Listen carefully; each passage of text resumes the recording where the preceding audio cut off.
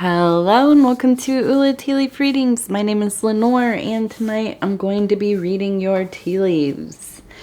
This is a horoscope for Sagittarius. If Sagittarius is your solar, lunar, ascendant / rising sign, then this is a message for you. All right, let's get started.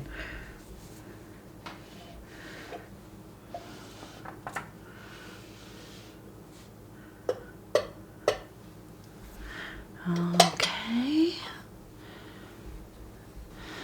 let's take a look here. I hope you all are doing well. It's been such a busy Saturday here for me. This is coming out on Sunday night, so the weekend's pretty much over. But for me, it is Saturday night, and I spent a lot of time in the garden today. I got all my chamomile planted, and I hope that you also got to get outside and do something fun and relaxing and I was waiting to see if the cat was going to jump on me. Okay, here we go. So our card for the night is the 10 of Discs, and this is related to wealth. Okay, we'll take it, right? So because of kind of the readings that I've been doing for you, Sagittarius, I feel like this has so much to do with really just figuring out what is important to you in your life, what really matters, what is your true love, desire, what brings quality to your life, what makes you feel like a wealthy person, okay? And it doesn't have to be money, right? It could be friendships, family, your talents, our pets. I was just thinking, there have been times in my life where my animals, they're not really my animals. They're, my partners in life. And they, as I often say, especially with cats, they let me live with them. They allow it. So I always kind of laugh at myself when I say, oh, these are my pets. No. They are, in a deep way, kind of equals, right? So those relationships we have with animals in our homes, outside our homes, those can be really, really fulfilling. So all kinds of things can make us feel like we have a life that is full, that really feels rich. Okay, now let's take a look and see what we have here. The first thing that kind of really popped out to me was, and it does because all day long I've been talking about how I'm planting things for you to make sure we're getting the pollinators in. So here we have a butterfly, and it looks like it's landing on something. It's side profile here. And so I feel that this really is, this has been maybe a difficult year for you in some ways, right? But I also feel like this has really been a year of transformation, of transcendence for you. I think that you have really found a place in your life, right? Like you feel very much a part of your world, not just going through it, not just kind of, witnessing it as it goes by, but I feel like you're very present. You're very much activated and of yourself. Okay, and I feel like you found your voice in a lot of ways. You've stood up for yourself. You've let it be known what you want, what your boundaries are. You know, and maybe there have been moments where there have been some, you know, little stumbles or hiccups or whatever, but that's life, right? We all make mistakes. We all say the wrong thing sometimes, or, you know, do the wrong thing, but really it depends on how we kind of take care of the mess we've made, right? Ultimately. And this is not a, what is it, like make the mistake and say sorry later. That's easier than just asking for permission or whatever. It's not one of those situations, but it is really important how we react to our own mistakes, our own blunders in life. And so I feel like you really not only kind of transformed, but you have also been reaping the benefits of this self-evolution. And I think that this really speaks to also you having just a really just really being so much more discerning about the quality of people and relationships that you're having in your life on all levels. I think that you, and I want to look at this one really quick because it's so, I think it's so cool looking. It looks like we have it looks like a bird person, kind of, with the body of a bird, the feet of a bird, and the head here. For some reason, it looks so human-like to me. And then it has the kind of the feather on top. Now, this one looks like a little fairy, with the little head and the hair coming down and the little two wings. And they kind of look like they're meeting and holding hands. And so I feel like this is really so underlines exclamation mark, you know, that through this process you have really decided for yourself that you're not going to put up with, you know, the BS of things, and that has deepened your ability to have just really well, I said before, kind of rich relationships. I think that I almost get this sense of feeling like, kind of feeling like an outcast in your own life sometimes. Or, you know, kind of being othered in some way, or, you know, just not being accepted for who you are. Maybe you've kind of had to, you know, dim your light for some people. Well, I don't think that that's happening anymore. And I feel that you have this strong bond, maybe with self, maybe you've met somebody, maybe it's somebody you're already with, and you're in this power that you are really discovering, or that's been there, but you're really letting it just kind of flow. Your relationship is going to another level, okay? And I feel just like, and I think that's so true, when we really start to become ourselves unapologetically, and feel very kind of confident in even the things that other people don't understand, or they don't think that's cool, or it doesn't, you know, it's not appealing or whatever. When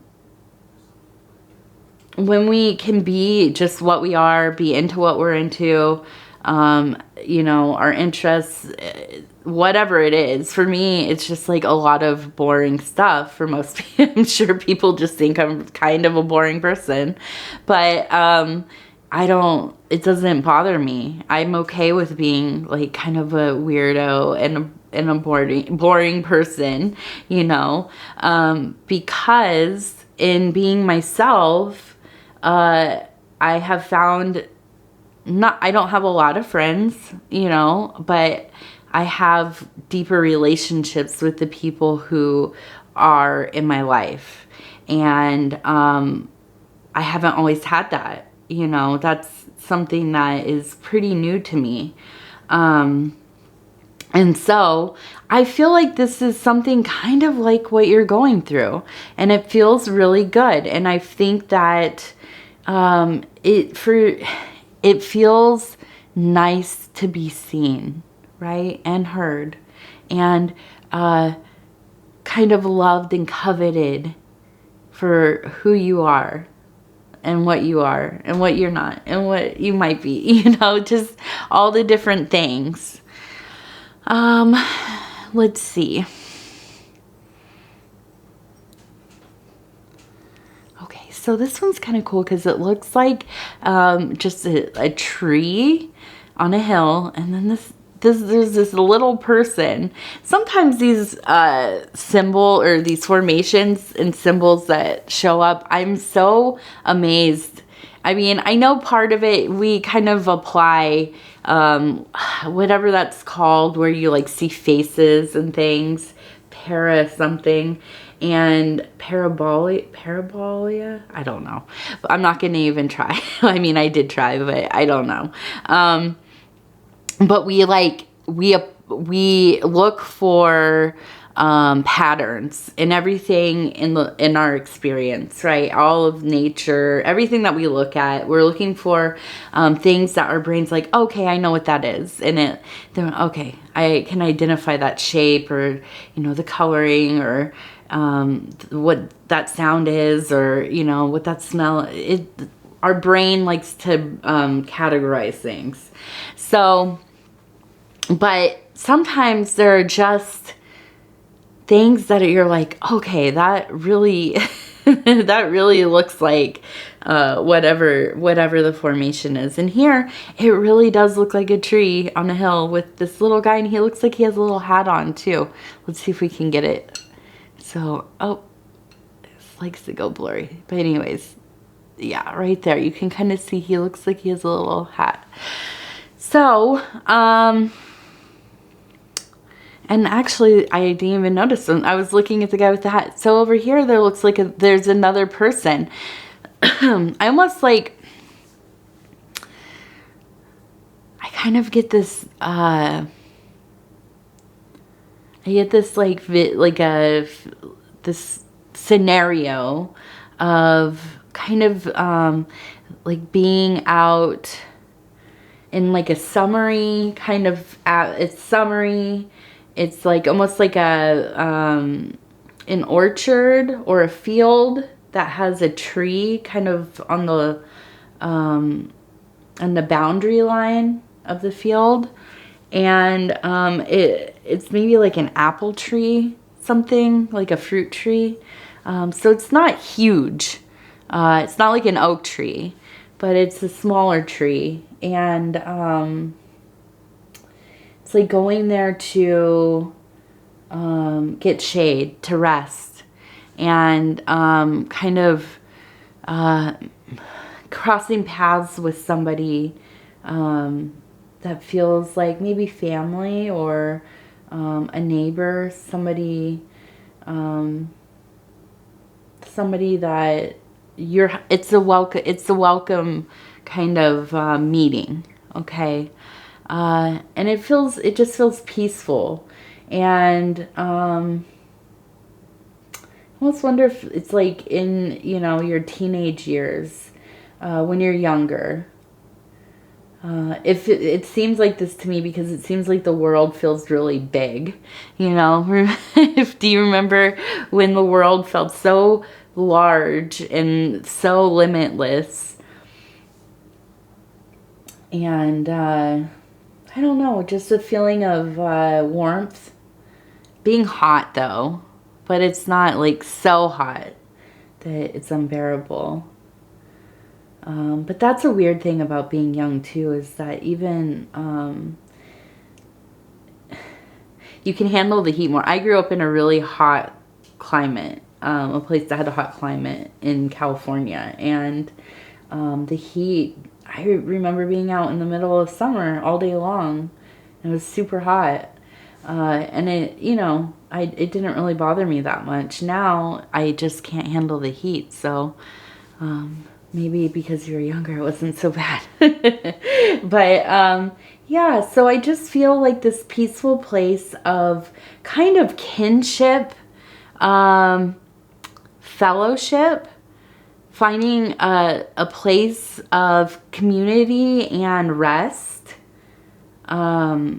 taking a moment to have conversations that don't have to be super involved, but feel meaningful, honest.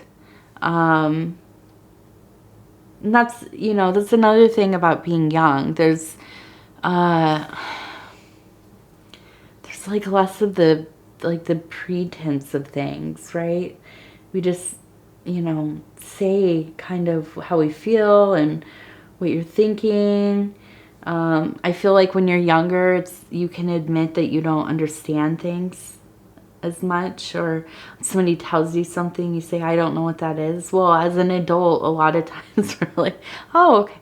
I mean, I think that, you know, I would be like that. I have been like that, where I'll just agree, oh yeah, you know, oh, I know, yeah, I know what you're talking, I don't know what you're talking about. I've never read that book or whatever.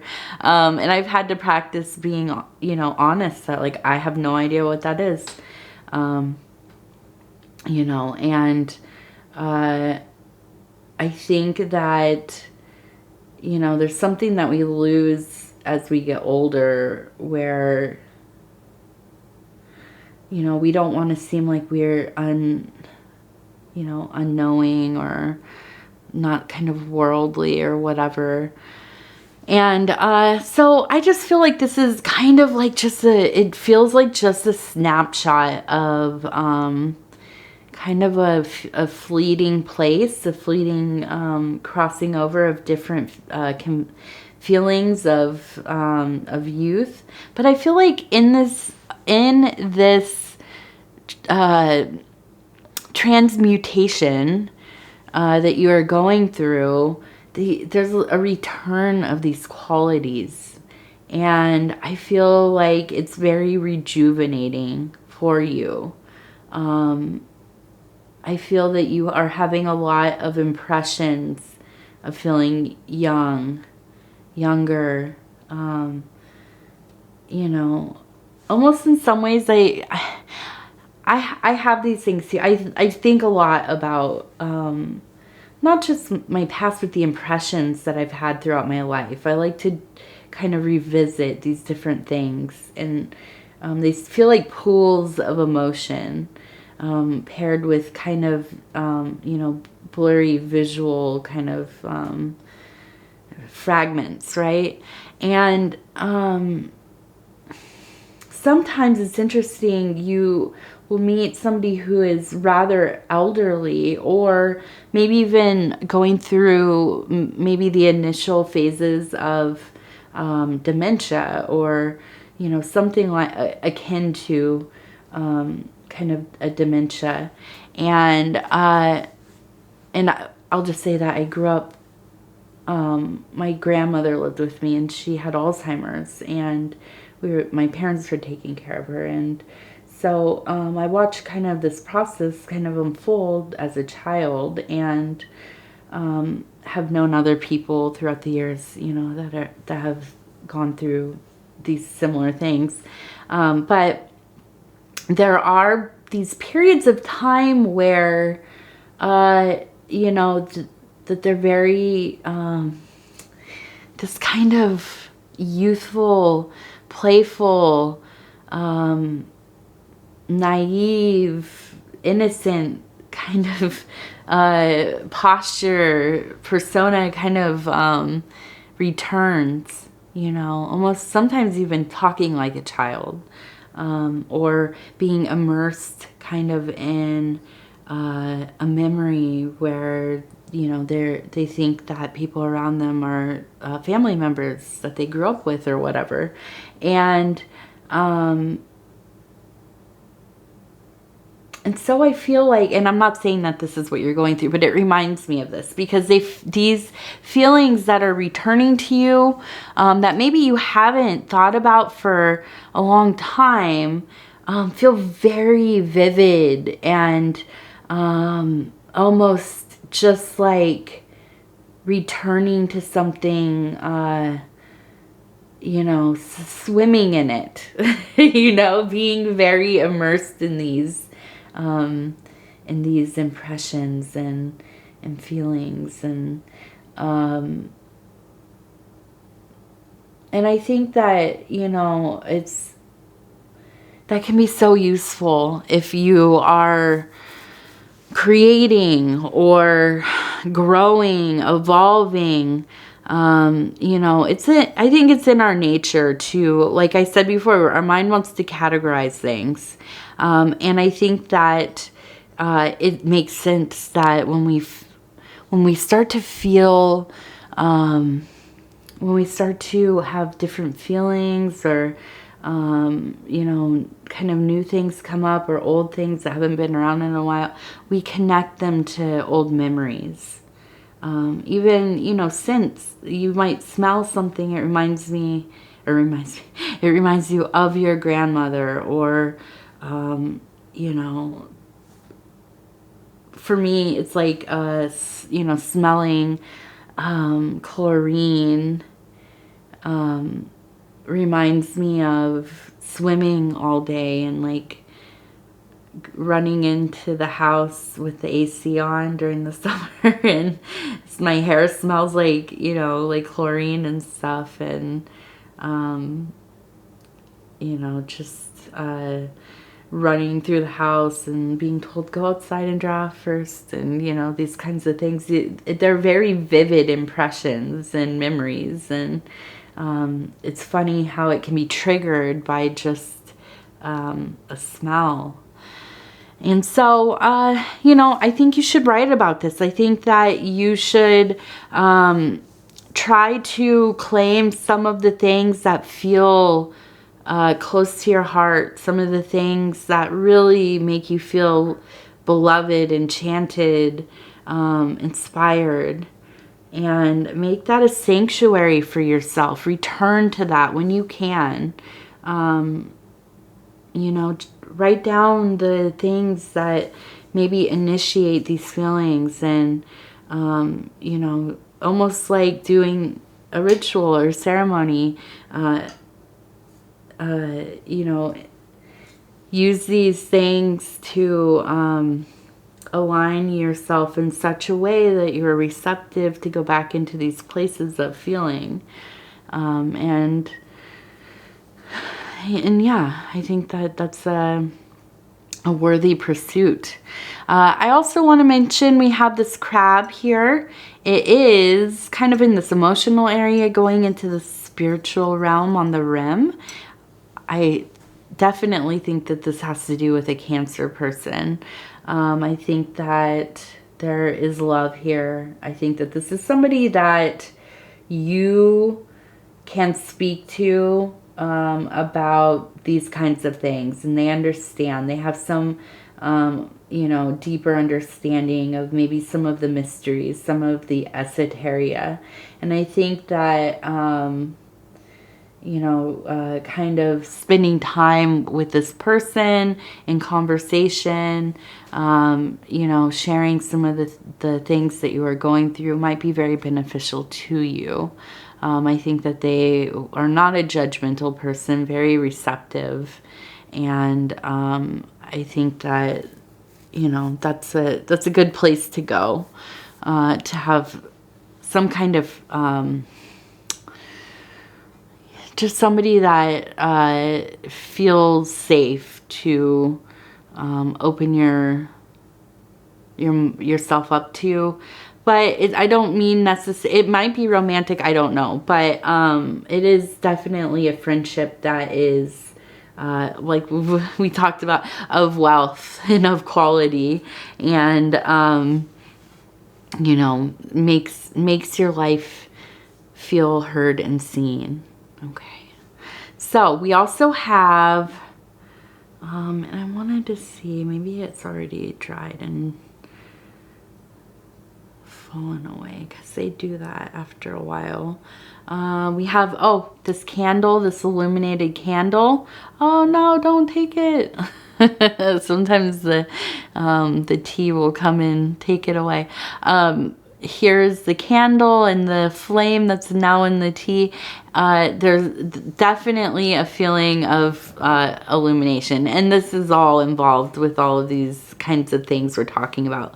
Looking to the past, shining a light on some of these feelings, these memories, these potent kinds of things kind of flowing over and into you.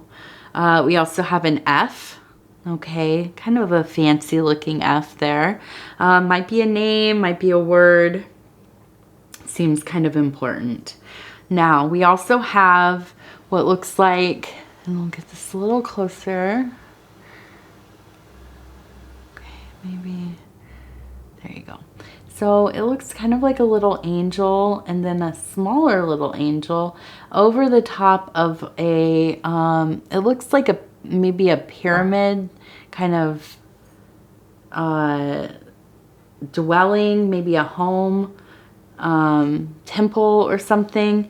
And, you know, I feel like this is kind of, it relates to me in my mind about building the sanctuary for yourself and having these kind of angelic presences kind of looking over you, but also really kind of interacting with you through these kinds of visions and feelings and maybe dreams. And I think that that is something that you can perceive, and I think that you already kind of really know that.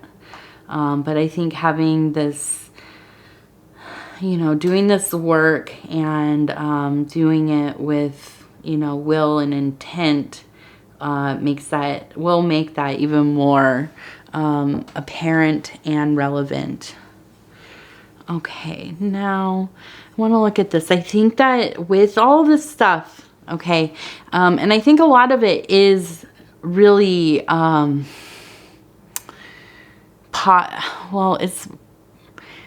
I don't want to say positive, negative, but I think that it is kind of a positive experience. It's an enjoyable experience. It's kind of a very loving and fulfilling, and I almost feel like that kind of love where it's like in your throat. It's like so moving that you, it kind of just pours out of, you know, out of your root chakra up through the heart and throat, and really